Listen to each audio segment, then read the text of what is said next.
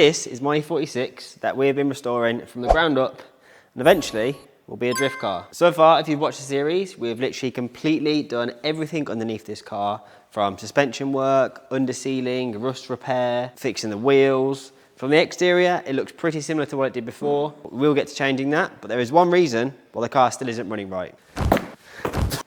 This is the reason my E46 still isn't running right. Now, if you've been watching this series, you will know we built this car from the ground up and it is pretty much perfect under there. And even after doing all of that work, we still have a lot on the dash. However, this part in this box is the last thing we need, or hopefully the last thing we need to get it running perfect before we can start doing some more drift modifications. Weirdly, every single time I hit a half tank or a quarter of a tank, the engine light will come on. And after scanning the car and doing some research, turns out the issue is the fuel trim bank. And apparently, the best fix for this is to get a new fuel pump assembly. So, I have one.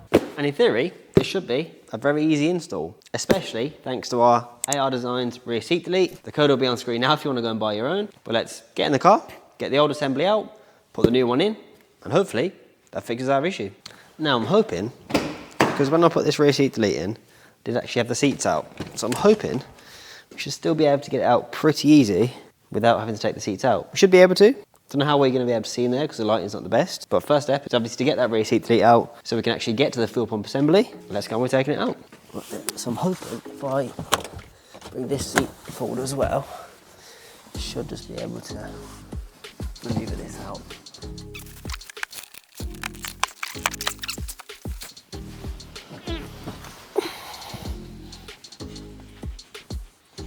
Right then. That's the rear seat delete out. Let's get inside and get on with taking this fuel pump out. So, I believe it's just this here. We need to take those for 8 or 10 mils off, I believe they are. And the fuel pump will sit under there. And then obviously we have the other one over here. The actual fuel pump itself sits under there. So let's get on with removing those four and getting the fuel pump out. So like I say, pretty sure they're 10s. I was correct.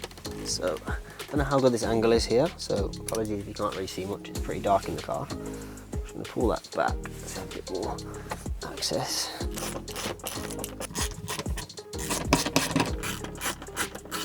And then, now that's done, we can just take this off here.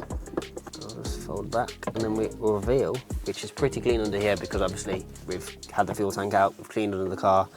Probably should have done this back then when I was under the car, but we didn't get a chance to, so it's now time to do it. I'm going to try and get a bit of a better angle for you guys, but then once we've got this out, it's just a matter of unplugging this bit here. If I can just rest that down there. Put these bolts somewhere safe. And then we need to unplug this, get the fuel hose off, get a little keeper ring out, and the fuel pump assembly should literally just come out. Don't know how in focus that clip was. Like you can see here now, we've moved that cap off. Need to get that fuel hose line out, that clip off, this little keeper ring out of the way, and then the fuel pump assembly should literally just come out of the car. So let's then take this clip off the fuel pump. There we go, and that can just sit out the way for now. I don't know if you guys can see there, but there's obviously just this fuel line here now we need to remove. And then we have this ring that goes around now we need to undo. This has never been done, as you can see, because it's got this sort of like retainy rubber gunkiness on it, which I'll just quickly scrape off. That needs to go anti-clockwise, so I'll just get a flathead and a mallet and give it a bash. So yeah, literally just a flathead, anti-clockwise. It's gone round nearly a full turn. Yeah, there we go, that's pretty much off. And obviously we need to get this fuel hose. Well, I'm going to grab a microfiber because I have drove the car here. We might actually have some fuel still in the line, and obviously I don't want that going all over. Don't want that going all over. Don't want that going all over. Sweet, right. So literally all I'm going to do is just tuck this here, just in case. So obviously these are the sort of permanent clips we'll just put off. I've got some new ones obviously to put on. The hose should come off with it. Oh, the whole assembly's just come out instead of the pipe. Right, So now that's loose, this hose should just wriggle. Now we should be able to just move this pipe back. Fuel in my eyeball, that's lovely. Oh, God, that's a lot of fuel.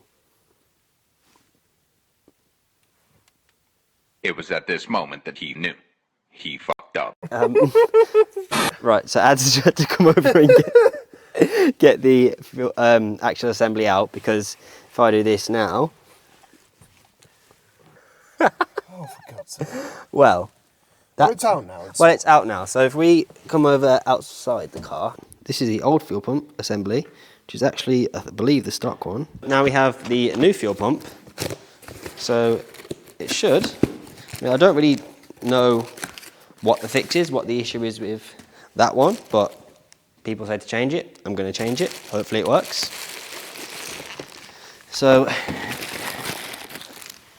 this is obviously new, but we have the new assembly here now, which is pretty much the exact same thing, just obviously new.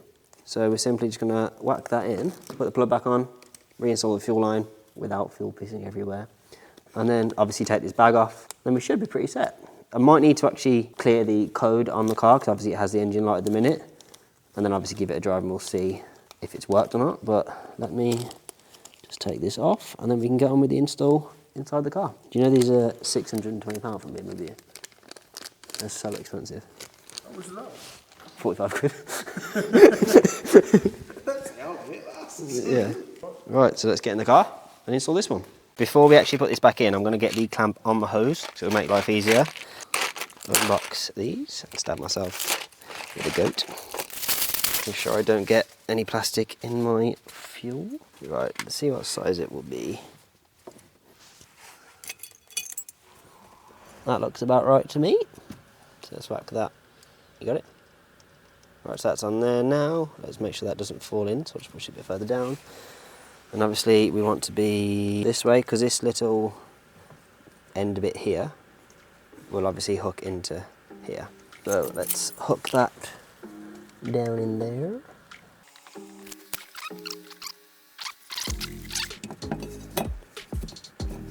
We've got that on now. Just need to make sure that's tight. Obviously get flathead and mallet. Yeah, and then just give it a whack the opposite direction, obviously. So you want to make sure it's tight enough, because you do not want the smell of fuel coming back through the car. We've already got it enough. Me and Ads are literally nearly on a different planet right now. Oh yeah. That'll do, I think. I'm going to go too tight. It's about in the right position as well. And then what I'm going to do is get some roll and tidy all this up a bit, because I do not fancy all that fuel in there.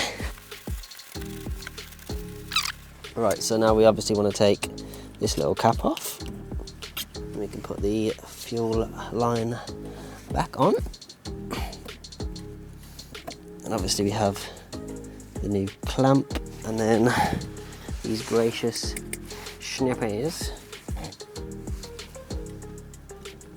to keep the clamp on forever. That ain't going nowhere. And then simply we're just gonna put this clip back on. Should be nice and snug as a bug in a rug. And then, simple as, so you've got your arrow facing forward. That will go back on. 8 mils back on there, and we should be good to go.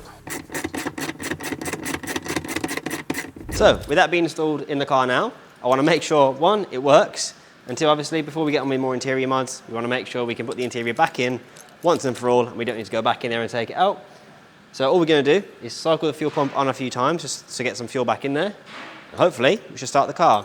May need to actually scan the codes again and obviously clear the code that does show on the dash, and hopefully that will fix our issue.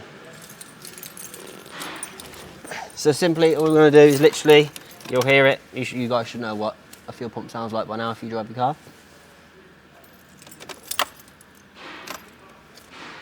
So you can actually hear the tone change. Yeah.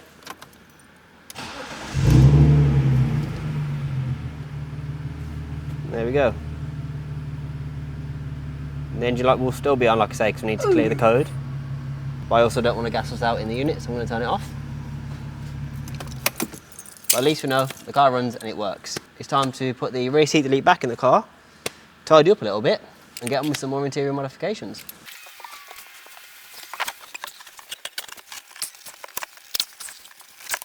There we go. Just like that. Rear seat delete is back in the car. Fuel pump assembly is changed. It's time to carry on. We're sorting the interior on this Drift E46. So, Ads being the absolute...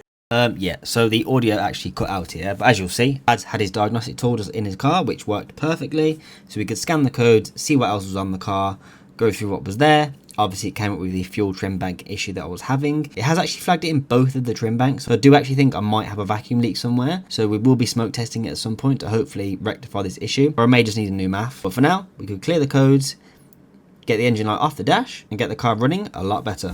So, now we've cleared that fuel pump assembly has actually solved our issue, which is a relief, because I say that has been an issue for a very long time. And now we've done that, and the car is now running right. Az can obviously take his scanner out of the car, and we can get on with some more modifications.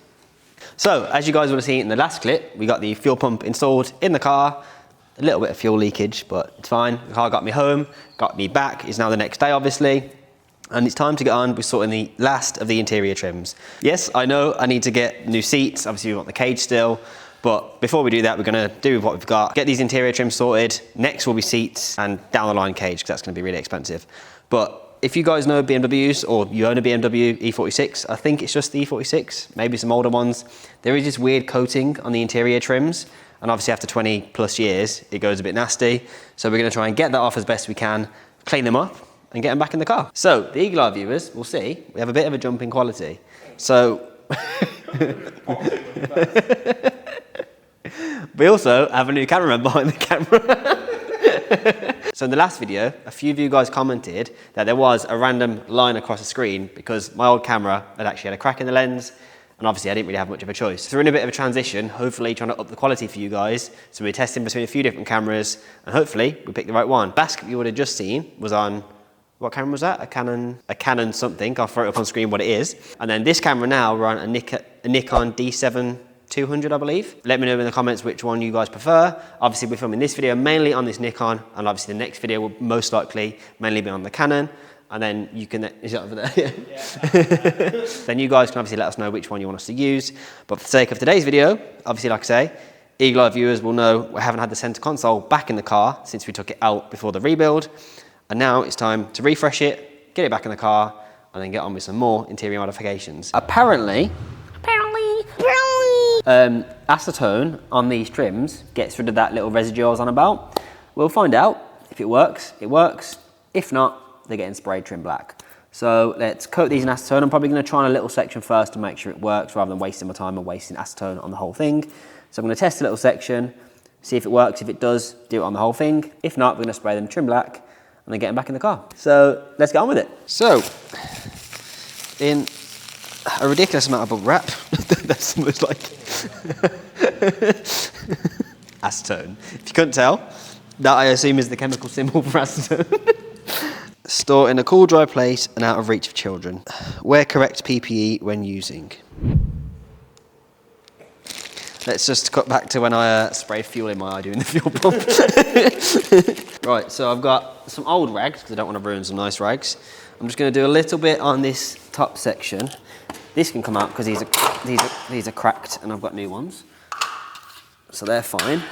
But can you see here where you've got, where it's all like gone all nasty and it's got just like this nasty texture.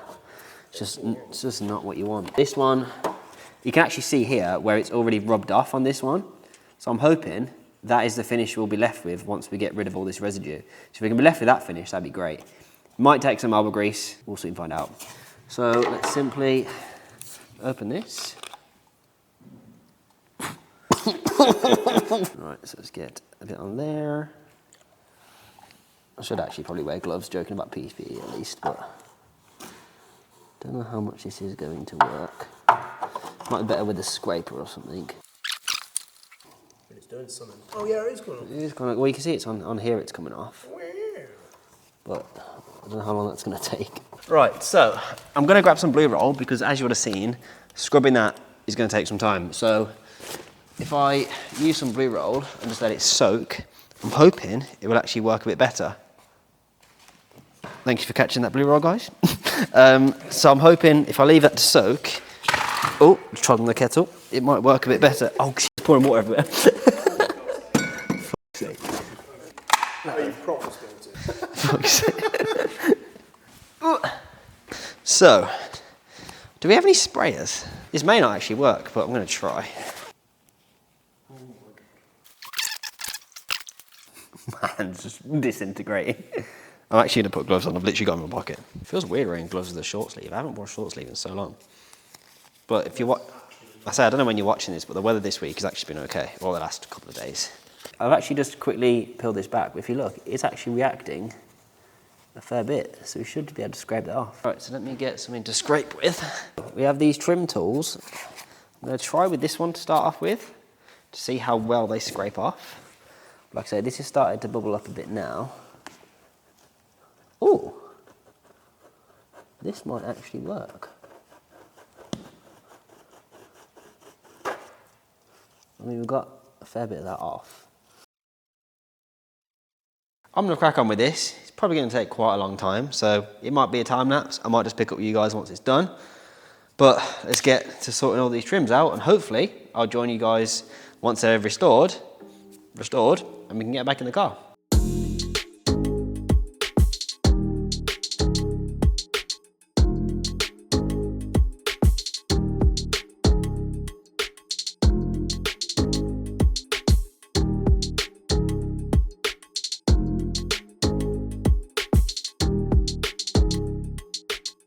Right, as you'll have seen from that time lapse, acetone messes it up just a little bit. This side's a bit worse. So basically, I thought it was eating through to get to like this layer. Turns out it was just eating through every layer of plastic every time I put acetone on. So eventually, I probably would have put a hole in it. You can probably kind of see there it's got a bit thinner. Oh dear. So, Sure, that's why you didn't sand it. yeah, and then I tried to sand it to smooth it down. Still not going to be great. Was going to paint over it. And I'll be real, for the time it's going to take, I just bought a new one. So I'm going to, yeah. So we found out actually brake cleaner and a bit of rag does work. So if we look at this one here, you can see obviously what I want the finish to be there. And obviously what's on here. I tested it on this side and it's actually majority has came off. This little bit needs to come off here. So the aim is to get this done on all of this and that. And then obviously we've bought a new center console that should arrive in a few days, and then we can get it in the car. Obviously, for this video, it's not going to arrive, so obviously we'll just include it at some point in one of the videos in the future and get it back in the car. So we're going to finish getting these trim pieces sorted. Not going to get that back in the car, we'll get it in at some point, but obviously we're going to finish it off. Matt's obviously sorting his Range Rover out, but for now, I'll continue doing this. If you like the video, make sure you drop it a like. Obviously, we've got the fuel pump done. That was a major point in terms of the running of the car getting sorted. I do actually want to check for leaks in the car, so I do want to get a smoke tester and test a few little bits on that. Air leaks, not leaks. We fixed the last leak in one of the last videos. And then once that's done, we can get on with some more drift modifications. The next thing on the list is the lock kit, which I cannot wait for. Obviously, we have the hydro. I need drift wheels, seats. Is there anything else I need, or I've got... Yeah, so I've got DSSR, potentially a clutch at the same time. But that'll be in the future, but we've got plenty to do, as you can tell. But for now, like I say, I hope you enjoyed this video. Drop a like if you liked it. Comment what you want to see in future episodes. And comment if you've done this before, because I've obviously done it wrong. I'll wait for the new one to arrive. And don't forget, there'll be a new video every single Sunday at 5 PM. So make sure you subscribe so you never miss one. We're trying to hit 10K by the end of the year. And I'll catch you guys in the next one.